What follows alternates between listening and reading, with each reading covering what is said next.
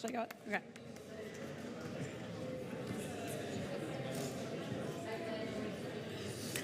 Hello, good afternoon. Hello. Hi. Good evening. My name is Sarah Wheaton. I'm Politico's chief policy correspondent, host of the EU Confidential podcast, and a co-author of Brussels Playbook.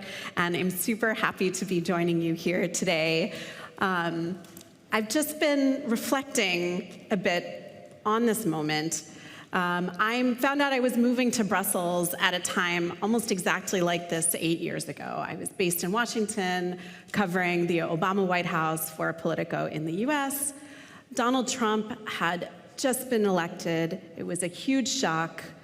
But I was moving to Brussels, where things would be quiet and normal, and I would just sort of be camping out in the ease, eating croissant, chocolate, drinking Belgian beer. Maybe the US was going to go through a little bit of a crazy period, but Europe was saying no, especially in climate issues. Indeed, this is Europe's moment. This is Europe's moment to shine, to take leadership. Now, once again, we're seeing Trump come to the White House, but this moment in Brussels doesn't feel so calm.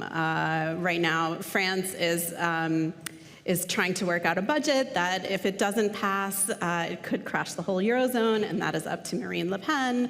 We just saw over the weekend Romania, a country not just in the EU, but based on its location for NATO, may indeed elect a president who is more pro-Russian, more anti-NATO. Around the bloc, there's a lot less consensus on these issues, including on climate change. Even in Brussels, we're seeing kind of a push to roll back some of the Green Deal initiatives from the last mandate. So I'm getting some sense of deja vu, but in other ways, it's really completely new territory. So thanks to all of you for joining me here today to talk about this. You will have an opportunity to weigh in using Slido. And you can ask questions there. I always am more likely to answer questions that include your name and affiliation. We want to make this event as interactive as possible, so please also tweet about it using @LivePolitico. To get things started, we are going to put up a word cloud. Which tools should the EU implement to stay on track with its climate goals without falling behind on the global competitiveness and trade scene? So we'll look at the results of that at the end of our panel. I want to say thank you to our sponsor, Bayer, for making this event series possible. And with that, I'll give the floor to Matthias Berninger, EVP of Public Affairs, Sustainability, and Safety with Bayer, joining us online. Matthias, thank you.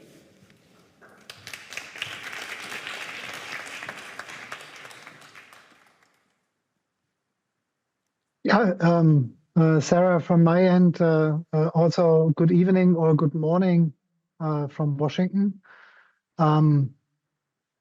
It also feels a bit different in Washington. So 8 years ago, I woke up to the election of President Trump for the first time, and the city was in a very different mood compared to where it is today.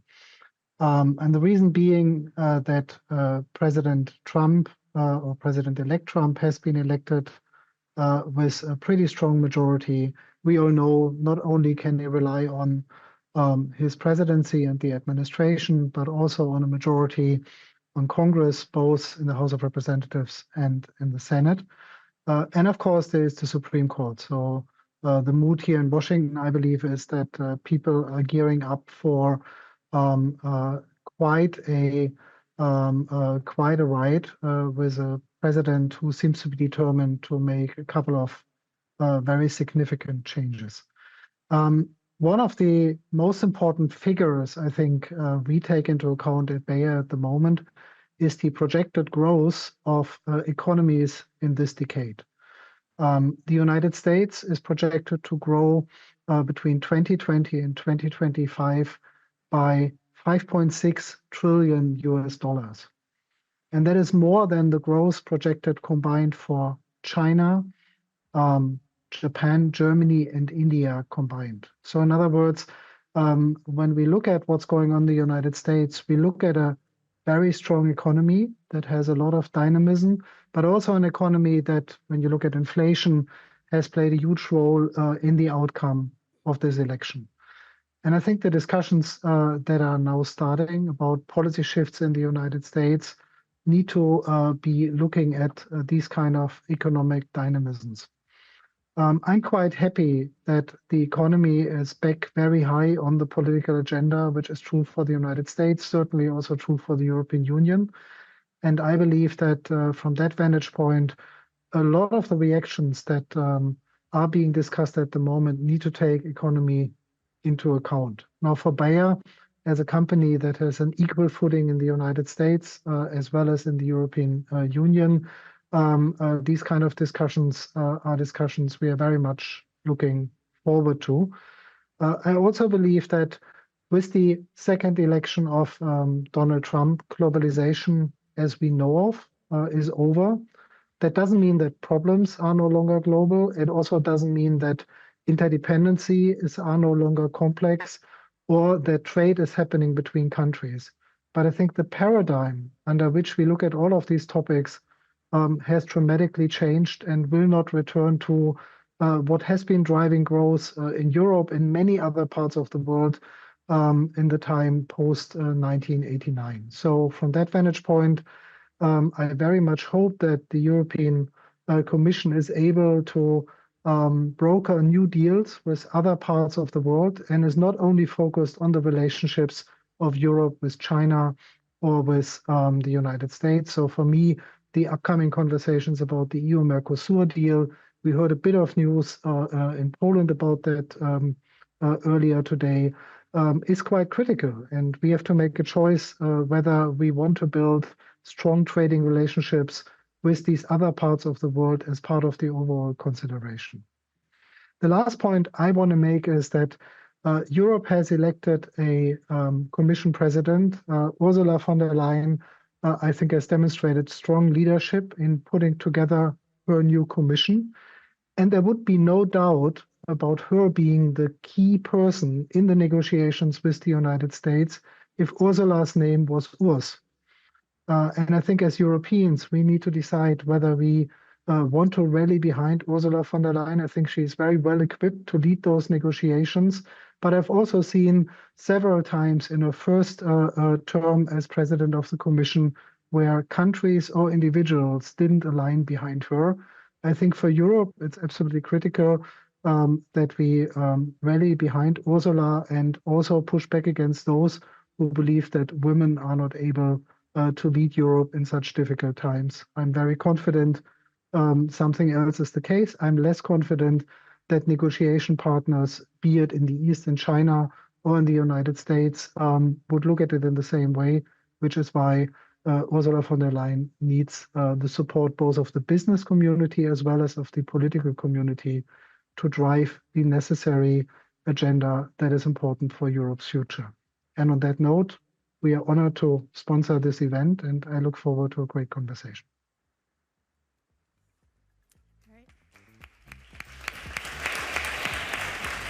Thank you so much, Matthias. Quite a sobering scene setter, actually. So with that, let's get started. Joining me on stage, Jan Dusick, Deputy Director General for DG Klima at the European Commission. Please join me up here.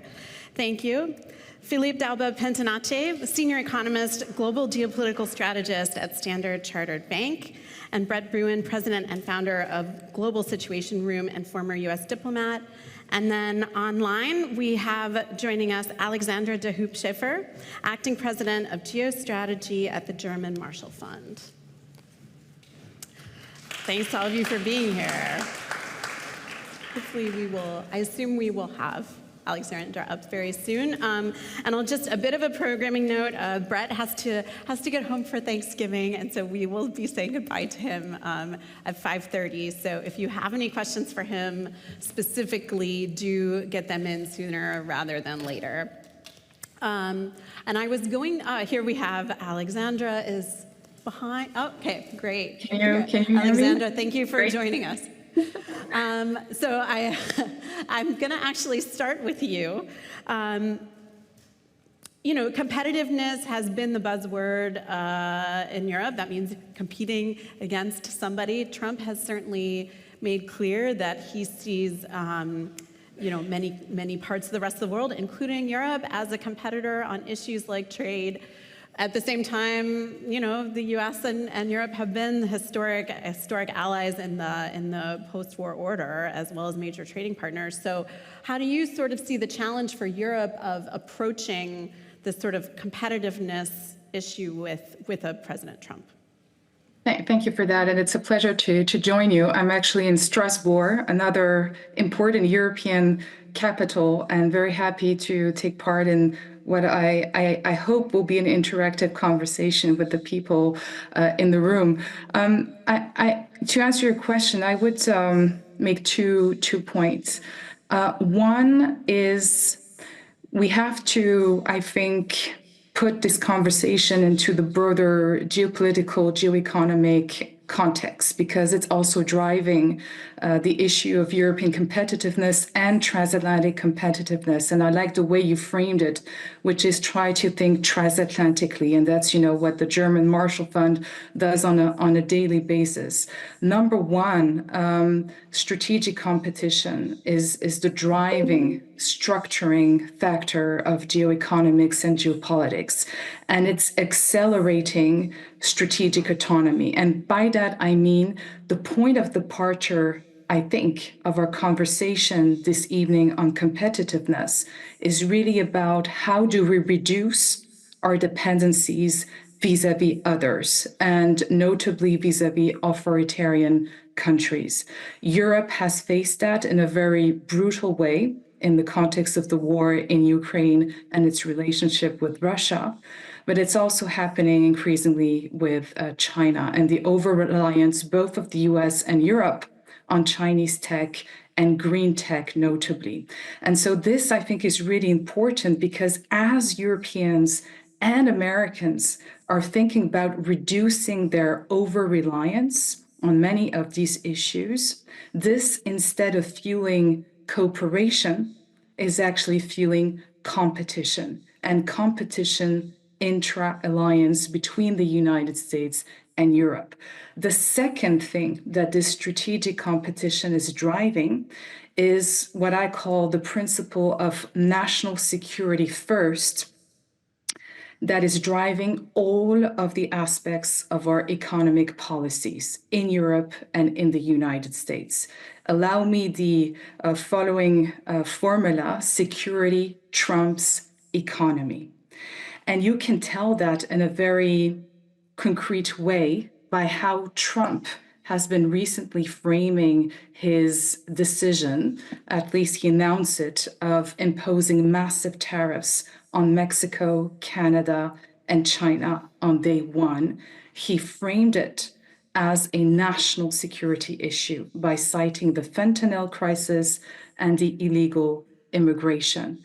And so the interconnectedness between the national security issues and the economic security issues are also to a big extent changing the nature of the transatlantic conversation on trade, on tech. And I would say it's also changing the rules of global trade in general.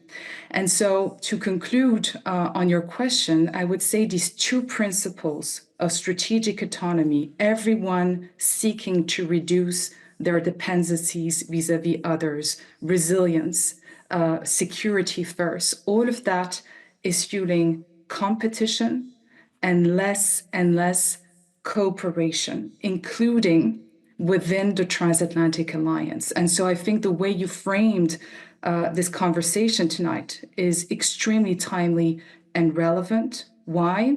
Because we are having simultaneously a new American administration, and you've already mentioned it, a new European Commission. And that simultaneity is, to me, an opportunity for us on both sides of the Atlantic to shape the transatlantic conversation and agenda for the 4 years to come. So I think this really is I would say, a challenge, but also a huge opportunity for everyone working within that space. Thank you, Alexandra. And Brett, next question to you. You know, the idea of strategic autonomy has been around for a long time, but especially during the pandemic, you heard this sort of complementary idea of friendshoring. We don't even hear friendshoring anymore. And in fact, during the Biden administration, people here felt pretty burned by the Inflation Reduction Act, which was really favoring American electric vehicles over European. So you were a diplomat during and a foreign policy advisor during the Biden administration, or I'm sorry, the Obama administration. To what extent does American foreign policy actually change based on who's in the White House versus just more the tone? Obama and Biden certainly have a nicer tone, but are the policies really that different in the context that we're talking about from Trump? Well, let me start out. I like to call myself a recovering diplomat, and that means I'm going to speak less diplomatically. Thank you. I think that the Biden foreign policy will go down as one of the worst in modern history, and I say that as somebody who worked with him in President Obama's Situation Room. One, he has left the State Department and the national security apparatus weakened, vulnerable to what is undoubtedly going to be a very significant Trump storm coming in. On top of that, as you rightly point out, he has not, in substantive strategic ways, strengthened the transatlantic relationship. Yes, of course, we have the superficial, Biden came over and said diplomacy is back. He came over and said America's back, and yet we sit here right now in Brussels, and America is heading back out the door. So I think, unfortunately, Brussels, the European Union, finds itself also in this very awkward position where there have not been notable elements of progress on fundamental trade issues. There has not been even consensus around what was supposed to be the bright spot in Biden's foreign policy, our cooperation on Ukraine. We find ourselves, again, divided and doubting what is the future of that transatlantic security cooperation, even on very basic issues. As Trump heads into the White House, I think there is not agreement between Washington and Brussels. So I worry as Trump heads into the White House, and yet, at the same time, and I've been traveling around different European capitals over the last few weeks since our elections, talking to folks about what they are seeing, what they are focused on.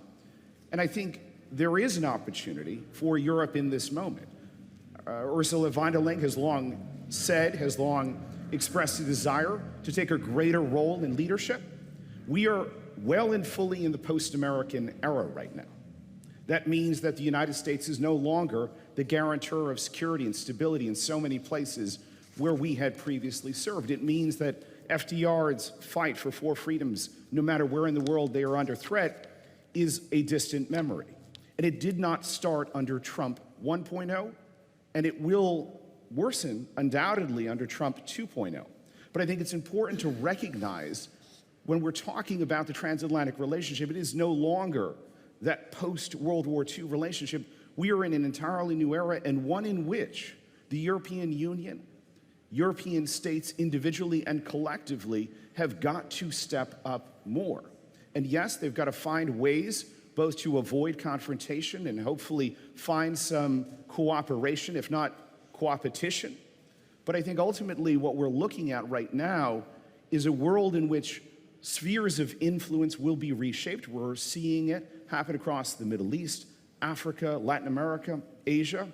And so the European Union's role will be less dependent on the US, but I raise the question here before I depart for Thanksgiving, is the European Commission ready to step into the fold to take on those global challenges? And if they do, I think you will actually find in the Trump administration Marco Rubio, John Ratcliffe, Mike Waltz, folks who will appreciate the fact that the US has to do less in places like Africa on issues like climate change, health, global development. But that is the question, and it is obviously a challenging question as the economy, as political prospects here for leaders across Europe are uncertain. Well, thank you, Brett, for teeing up my question to Jan. You've just come back from Baku, from the COP29 conference.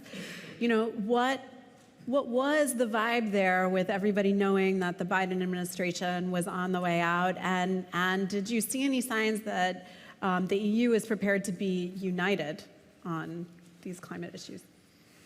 Well, I would say definitely the eve of the Trump II administration was clearly sensed in the corridors of the Baku climate COP, and a lot of expectation overall was, is this COP that's going to deal with very difficult question of defining the new financial boundary for climate action for the next decade. Is it going to succeed or is it going to fail?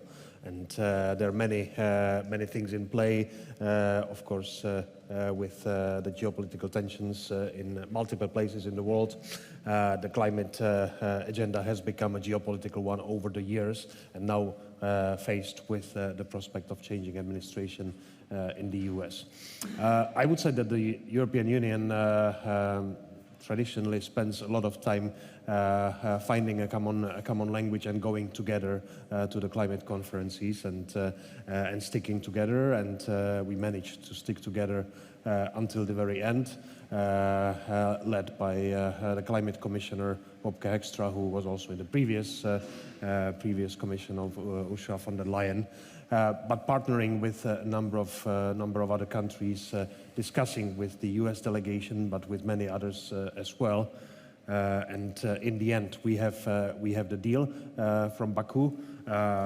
I would say everyone is disappointed with the deal from one angle or the other, but that's probably also a sign that this is a balanced deal, and that shows that with all its imperfections, the climate negotiations process is moving forward and will move forward even with a change in the White House. And if you watched the other main players in the room, I would particularly single out the role of Brazil, which will be hosting COP30, which has announced their new so-called nationally determined contribution of 59 to 67% reduction, so significant reduction commitment from Brazil, as an invitation to 1 year from now, when they will host the world in Belém, discuss the new mitigation objectives on climate, and also pleading to Azerbaijan as host of COP29, as well as the other parties, finish the business that is needed to be finished in Baku, so that next year we can focus on stepping up the mitigation ambition. Of course, remains to be seen how all the leaders will respond, and of course an important question is where the United States will be and at the time of COP30, whether they will still be part of the Paris Agreement and the UN Framework Convention on Climate Change, and what role they will play in the overall global climate arena. But an important sign of agreement, as difficult as it was, has been achieved in Baku. But of course, you know, we had elections in November in the US, but in June we had elections in the European Union that created what we're really seeing the signs of now as a more right-leaning majority, one that is very skeptical of the Green Deal, wanting to kind of at least tap the brakes on that. Did you feel any kind of different political messaging coming from Brussels as far as kind of your negotiating position within the European Commission? I think there's two dimensions to it. Well, there's many dimensions, but I would highlight two.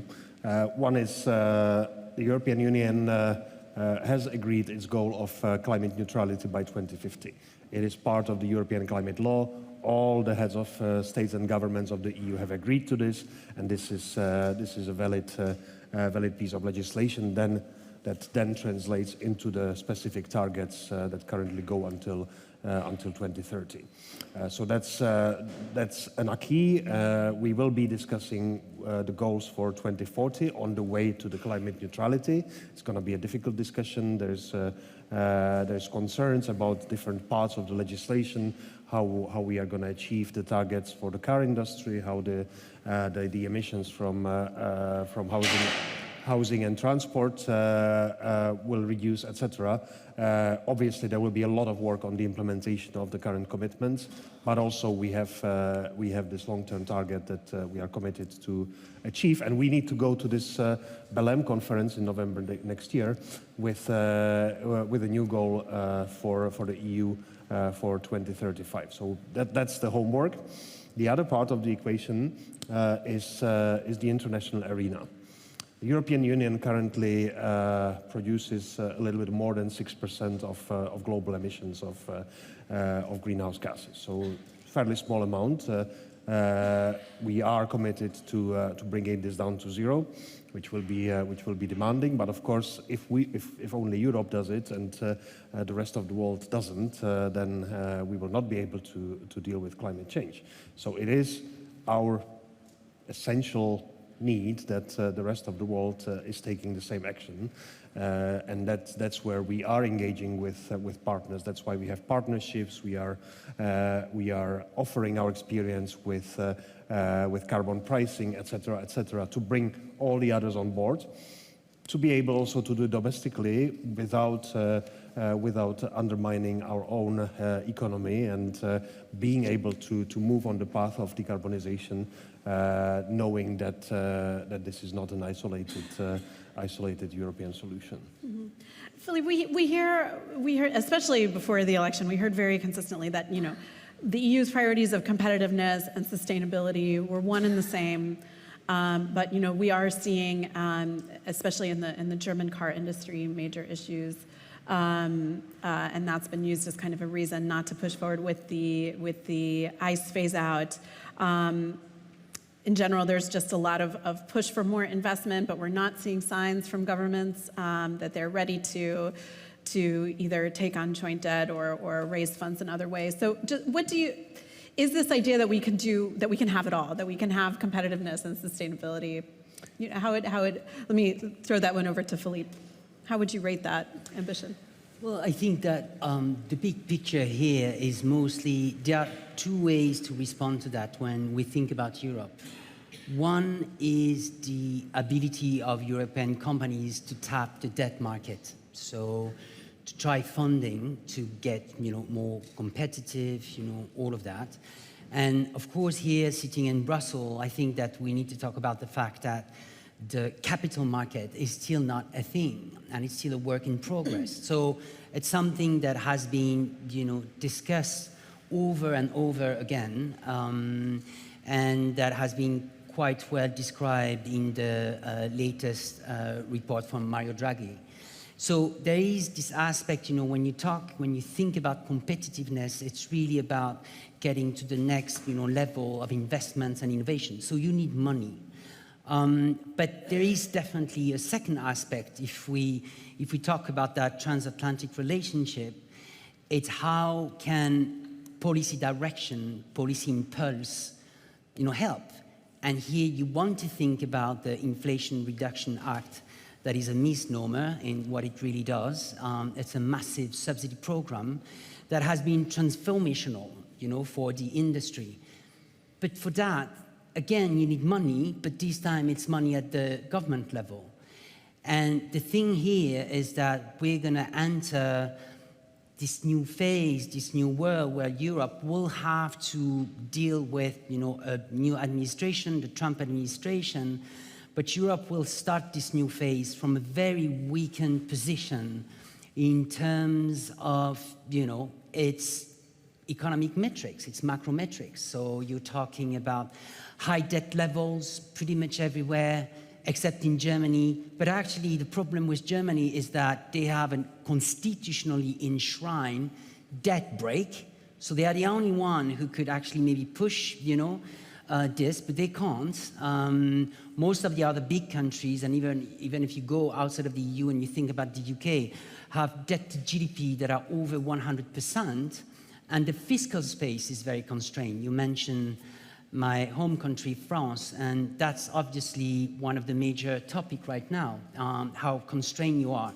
So if you think about the Inflation Reduction Act, this was about a massive impulse, policy direction impulse in terms of subsidies for companies that was actually so big that it actually diverted green investment that were meant to be done in Europe to the US. So competitiveness, you know, there are two things. There's the corporate level, there's the government level. And on these two fronts, Europe has problems.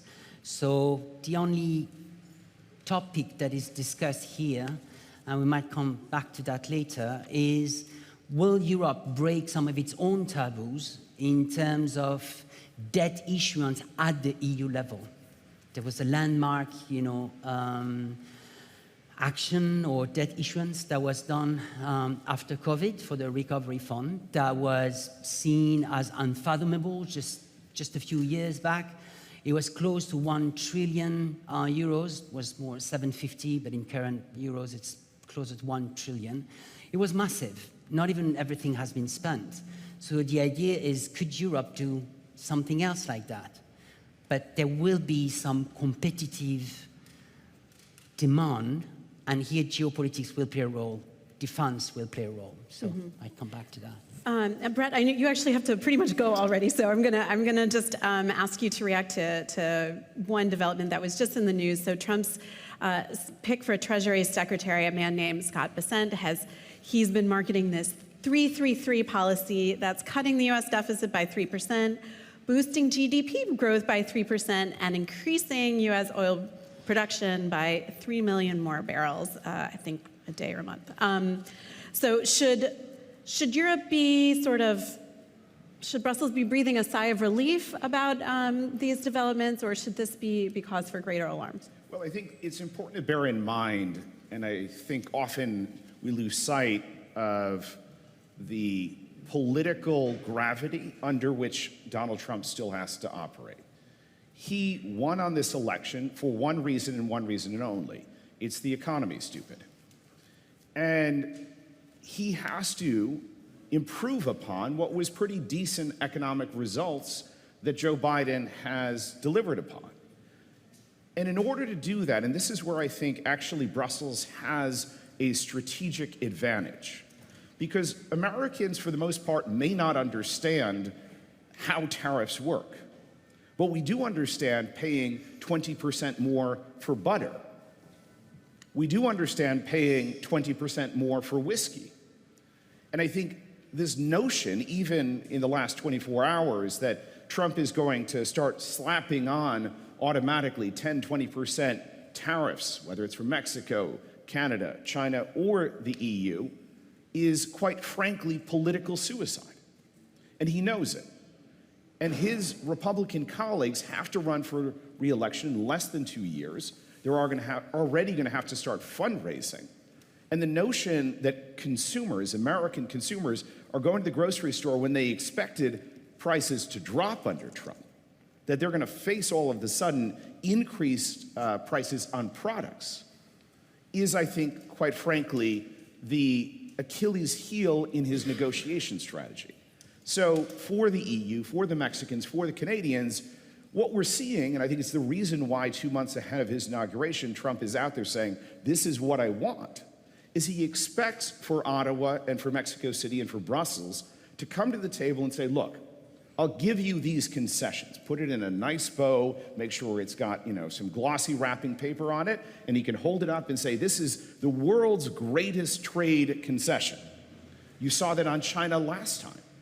And in actual fact, only, China bought a few $1 billion in agricultural products. It was not a significant concession. I don't think Trump needs a significant concession. We used to have a phrase in the Obama White House, just put points on the board.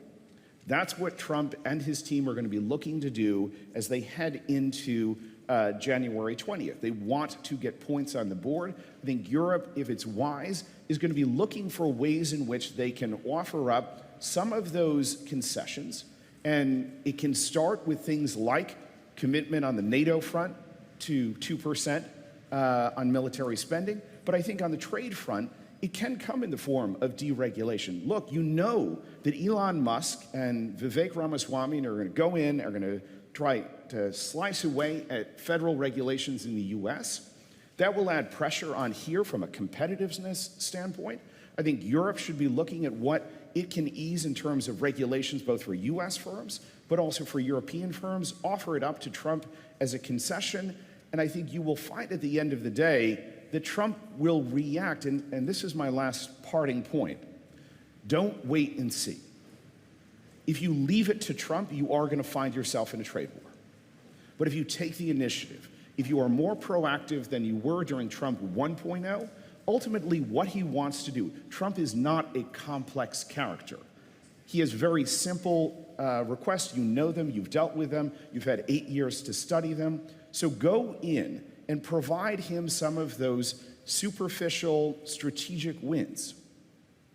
And I think what you will find is that gets the ball rolling in the right direction. You simply don't want to be the principal target. He will, and I think the indication of what we've seen in the last 2 hours or last 24 hours is that China, Mexico, more broadly Latin America will be primary targets.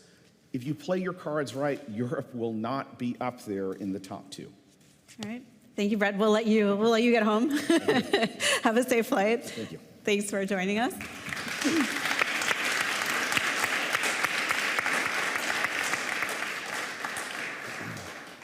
Alexandra, let me go back to you. So a point that Brett was making is, look, if Europe offers up Trump some wins, gives him some points to put on the board, it's going to be fine. But I've also heard a lot of concerns that this could actually divide the bloc if European countries start competing against each other to offer Trump the best deal and to sort of curry favor with him.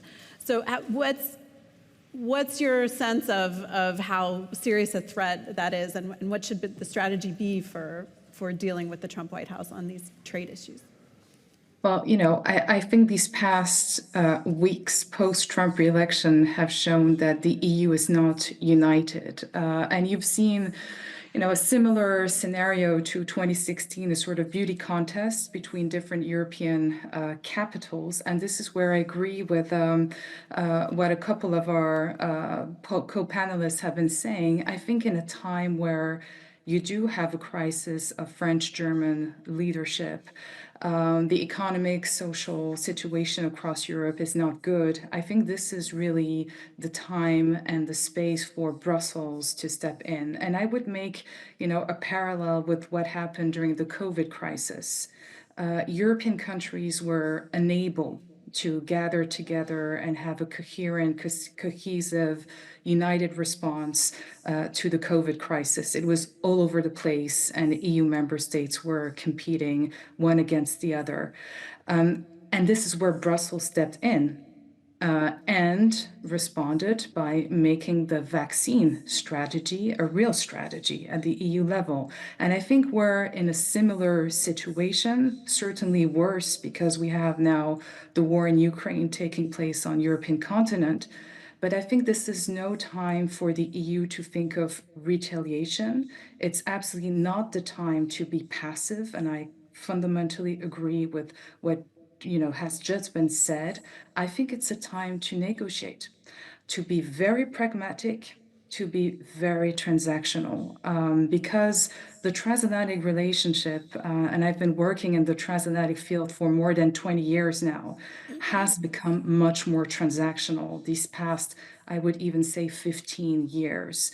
And so, yes, Trump will use the threat of tariffs as a leverage to extract some concessions from Europeans. You will see that a lot within the NATO circles, but we have not mentioned China yet. He will also use the threat of tariffs to obtain from European leaders to take a harder line on Chinese trade. And so there's going to be a negotiation. And I think the initiative must come from Brussels today. The other thing I wanted to add on the competitiveness issue, and that's something that the EU needs to have on its radar. And in fact, this is going to be von der Leyen's mandate for the years to come. Europe will have to manage and succeed 3 simultaneous transitions. We've already mentioned the green transition, the digital transition, and the geopolitical transition. And why am I saying that? Is that I think if we want to change how the EU manages these three critical issues, digital, energy, and defense, political leaders across the EU also needs to change the way they frame these issues, which is that it's not guns or butter, if I can put it that way. It's all of them together. When you invest in green transition, you also invest in green tech. When you invest in energy transition, you also invest in your geopolitical resilience, because you are de-risking from Russian gas and energies. So I think by plugging, by really interconnecting these three transitions together, the whole debate about investing in defense or energy or digital would disappear. We have to do them simultaneously. And my, I would say, ideal world will be to see a transatlantic management of these transitions. And so a suggestion that I would put forward is, the TTC, the Trade Tech Council, was far from perfect, because it was all over the place and it was way too heavy anti-China, the way it was framed by Americans. But we need to use the tools and the formats that already exist, certainly adjust them, but use them to really build a more positive transatlantic conversation on these issues where both the United States and Europe have to deal with together. And so that would really be my invitation. But I will close by saying, again, the initiative for that cooperation will not come from Washington. So it has to come from Europe, and I would say Brussels, at a time where Brussels will have to compensate for a dysfunctional French-German tandem today. All right, well, we've been talking about the challenges of the transatlantic relationship, and so one of the most popular questions, changes the paradigm. Do you see Europe aligning more with China on climate issues, considering Trump is in the White House, or is alignment with China still taboo? Ron, what do you think about that? Well, as I said earlier, if we are to succeed with the climate emergency, it needs to happen everywhere, and that includes China, that includes America, that includes Europe. So we, as Europeans, are pushing the rest of the world to join the trajectory to climate neutrality, and we are also pushing the new partners to contribute to financing that challenge. And I think one important change from the Baku conference is that as we have demanded, there is an opening that there are new contributors of finance, albeit on a voluntary basis, that should be contributing money, and one of them is China. So we are expecting them to take the role. We know that China is already leading on numerous clean technologies. This is not going to disappear. We are facing imports of electric vehicles from China that are often at prices that are very advantageous and high to compete with from the European markets. We want to look at how we can best maintain and strengthen our competitiveness on clean technologies, so that we have the robust solutions in Europe, and that we can do our share without undermining the economy. We have that toolbox from the different reports of the prime ministers that have advised the new commission. So we have those solutions, and I absolutely agree that the precondition for this is that we agree as Europe that we are going to do this together, that we want to stick together, and we will be strong partners towards the US or towards China or the rest of the world in marching together. Philippe? Yeah, no, I just wanted to come back on just this topic of when you mentioned the 333, and this idea of the potential for the US and the Trump to substantially increase oil production. And because it's quite a key topic if you want to talk about sustainability, obviously, the green transition, but also competitiveness. Because if there's a reason why the US has become increasingly big, increasingly strong, economically speaking, it is also correlated to this idea that they have been able to increase their oil production to a point that essentially they have access to cheap energy. And this is really a differentiator. And obviously, we all have in mind these, Trump narratives, of drill, baby, drill, and this idea that we're going to have a new era of a massive, surge in oil production coming out of the US. But we, and when I say I sit, in an economic research team, our commodity team research, publication have shown that we absolutely don't believe in that. What we say is that the narrative that there's going to be a substantial, US oil production ramp up, potentially, based on this idea that when producer will be freed from the perception that there was a Biden-era bureaucracy, that whole narrative is deeply flawed. And let me unpack this for a second. US oil production, and particularly the unconventional one, so the shale oil, has massively changed since Trump's first term and actually faces quite a lot of headwinds. There's substantial barriers to rapid production increases, at least in the time frame of a US presidential term. To give you an idea, we argue that US oil production, at least in the foreseeable future, has reached a plateau. And to give you an idea, they reached a record production of around 13 million barrels a day, 13.3 exactly in August, okay?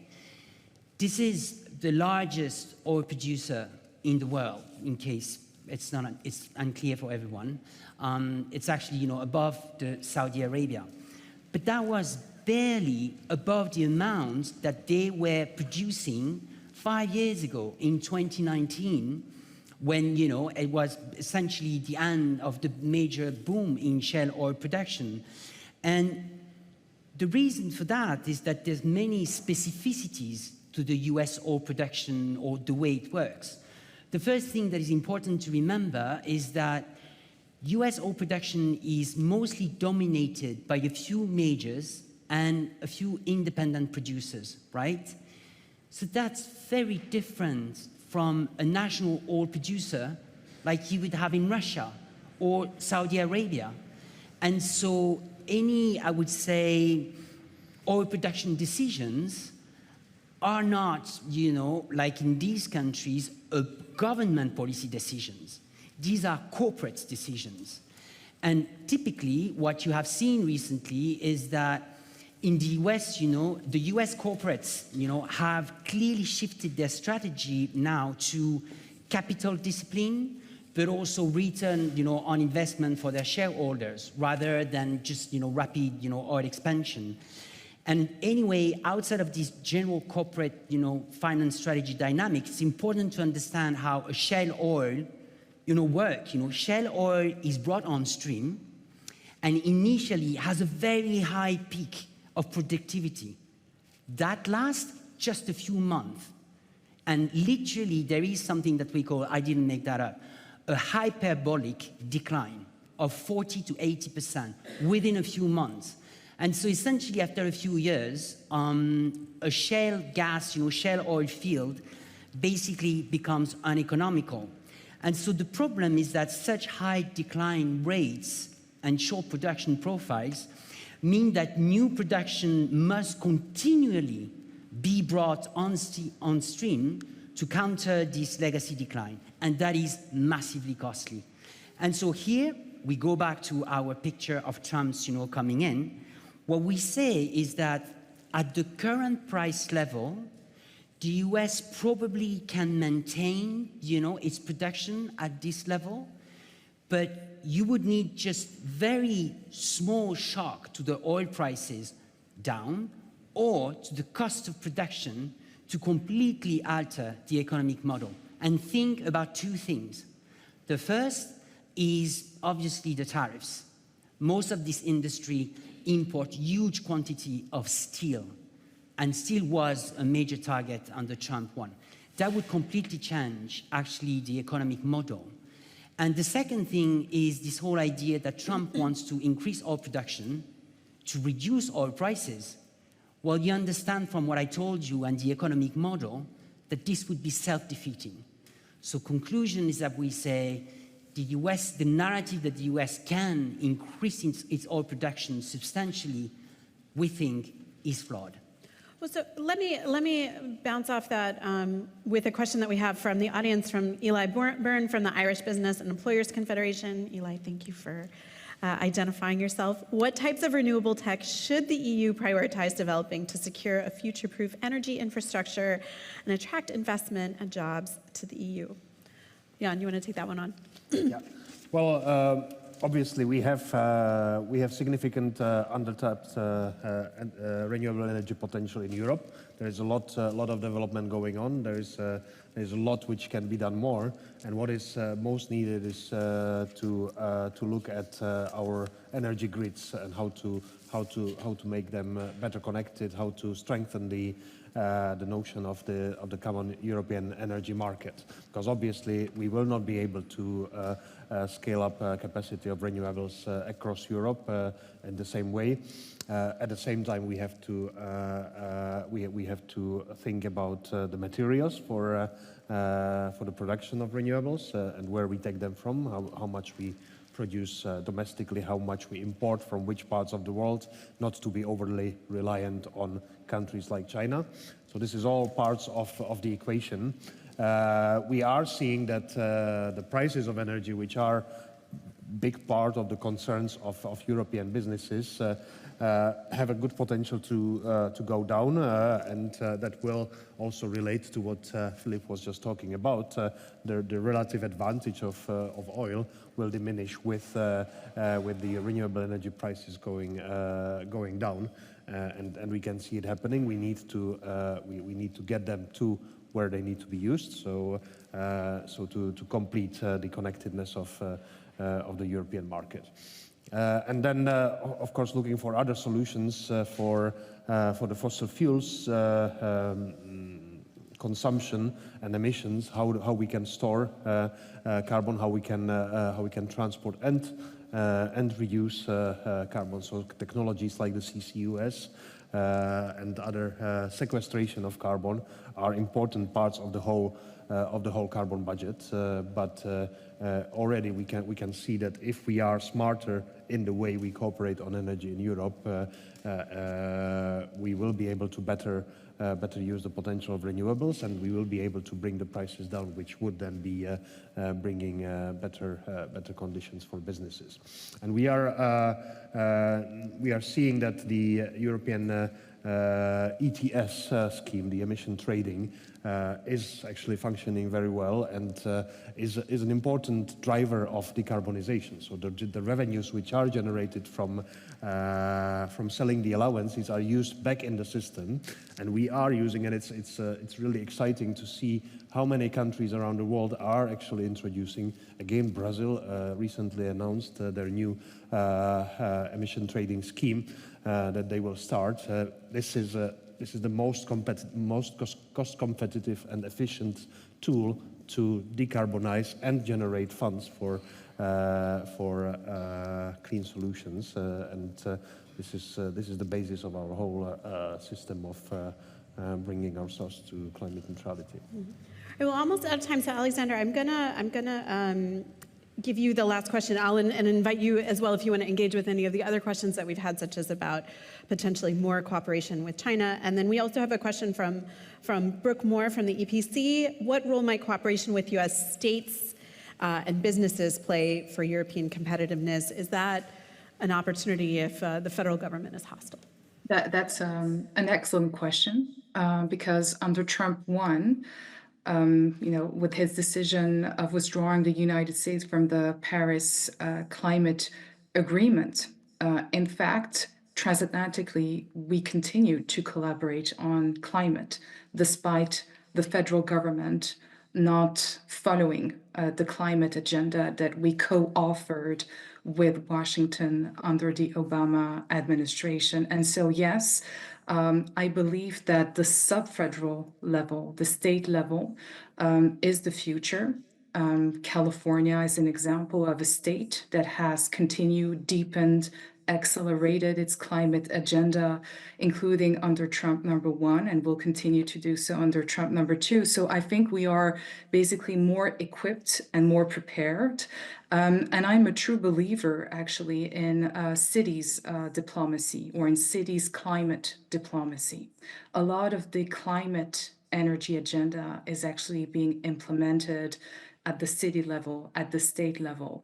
And so for companies, European companies also, that are operating in the energy sector in the American market, I would really recommend, but it's already the case based on what I've been seeing with a number of big European, French energy company, is really to double down on the state level, demonstrate that you are creating American jobs, continue to benefit from IRA. And I believe that IRA will not be put into question. It's again very interesting to see who has been appointed for the energy portfolio. And there's particularly Doug Burgum, who has been appointed as the energy czar, the chair of the new American Energy National Energy Council. He has a very interesting profile, and I agree with previous speakers that the way the Trump administration will be approaching the climate agenda is going to be much more complex than what we think. Just looking at where Burgum comes from, he comes from North Dakota. So yes, North Dakota is very much about drill, drill, drill, but it's also a state that has been massively benefiting from the IRA and new American jobs thanks to the IRA. And it's also a state that has been benefiting from the carbon capture policy. So there's going to be a lot of balancing. And therefore, the result of all of this is that I think, as Europeans and as transatlantic, we will be able to find a way to continue and strengthen the energy agenda by boosting the federal, the sub-federal level, the cities' climate diplomacy, and also by, cultivating these relationships with some of these energy people that have been appointed, because their personal history, the state they come from, and the way their own state have been benefiting from IRA will also frame and limit probably the way they would have want to maybe tweak or make adjustments with the IRA. So I would say it's much more complex. And I think we will be able to continue to work transatlantically through these different sub-federal channels. Thank you. And indeed, we didn't even get into Elon Musk, who, of course, has major interests in Chinese electric cars and other issues that might contradict Trump's agenda. But that, I think, as much as we always like to help people know what's going on and be better prepared here at Politico, we've just reminded everybody about all the areas of uncertainty, because many of Trump's stated policies, whether tariffs or expanding crude production, are not realistic in the long run politically or economically. At the same time here, we've talked about a post-America world, maybe a post-France and Germany Europe, but also, Jan was making really interesting points about, the rising importance of Brazil and maybe even China and other players for Europe to start engaging with, especially on climate issues. So with that, thanks so much to our panelists. Thanks so much to all of you for being here. Before I let you go, let's just take a quick look at the results of our poll that was asking which tools should the EU implement to stay on track with its climate goals without falling behind on the global competitiveness and trade scene. We had regulatory simplification. We have a corporate audience here. Good to see you all. So thanks to you for being here. We'd love to hear your feedback, so feel free to email us about the event at live@politico.eu. And you can check out our Politico events webpage for the latest lineup. We hope to see you again very soon. And for now, let's go have an apéro here at Beaux-Arts. Thank you. Thank you.